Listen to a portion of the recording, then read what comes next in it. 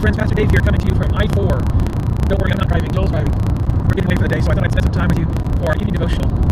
Yesterday I had a friend call me about my sermon on Sunday. The title was The End of the World. And she said, why can't you preach a happy sermon? And I said, I thought it was. This world is not a perfect place. This world is under a curse. There's good things in this world, but there's a lot of bad stuff too. Won't it be wonderful when we can have all the good and not the bad? And so I'm looking forward to that. But she mentioned she might be happy in this life, and I agree. So let's talk about that on something deeper.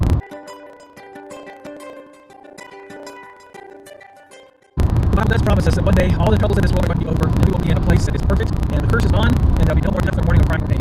I am looking forward to that, but we live in this world for now. And the wonderful thing is God has things for this world as well.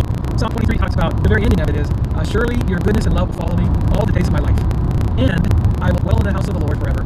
So when we follow God, we have His blessings in this world to help us through anything we face, the good times, the bad times, and then we get heaven thrown into the deal. But we're not just so heavenly minded we're no earthly good. We've got that promise coming up, but we've also got His help today. Philippians 4:4 talks about this, where it says, rejoice in the Lord always. I will say it again, rejoice. Let your gentleness be evident to all. The Lord is near.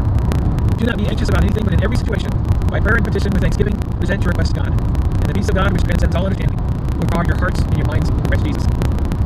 Here is Paul writing from prison, saying that our life should be a life that's characterized by joy. He puts it in a verb, rejoice.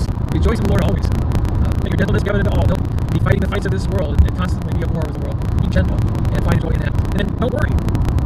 You could say, well, Paul, I have a lot to worry about, but so did Paul if he chose to, but he chose not to. He said, don't be anxious about anything, but in every situation, by prayer and petition with thanksgiving, present your request to God. I think a lot of times it's not our circumstances that determine our joy.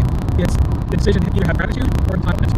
If I'm grateful for all the good that comes, then I'm going to be happy. But if I feel like I deserve it all and more, then I'm going to be miserable thinking I'm not getting everything I deserve. So if you're going through whatever you're going through, pray. And when you pray, trust God enough that you can give Him thanks even before the answer comes. God doesn't always do what we ask for in prayer. Sometimes He does something better. But if we trust Him, we know that whatever He does will be good. So we can thank Him ahead of time and say, God, thank you. I have this opportunity to pray. Thank you that you're going to answer. No matter what it is, it's going to be okay. Paul says, you do these things, the peace of God which transcends all understanding will guard your heart and your mind in Christ Jesus. So we can have joy no matter what the circumstances. The Bible says we need to set our minds on eternal things, not on the things of this world. And if we really trust God, we know that those eternal things, the most important things in our life, are assured. So why should we be worried and let that rob us of our joy in the meantime, while we're waiting to see how God's going to work everything out? You know, they say when you're on a train and you go through a tunnel and it gets dark, you don't start screaming and yelling at the conductor and jump out of the train. You just sit back and relax and wait for the train to come out of the tunnel. We may be going through some dark spots, but we know we have a good conductor and it's going to be okay.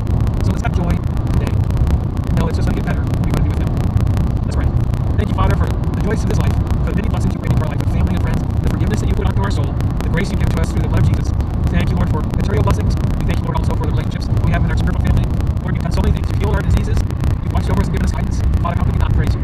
And even as we pray for the things that are still in our lives, we know the answer is coming. We thank you now. In the name of Jesus Christ, we pray this. Amen.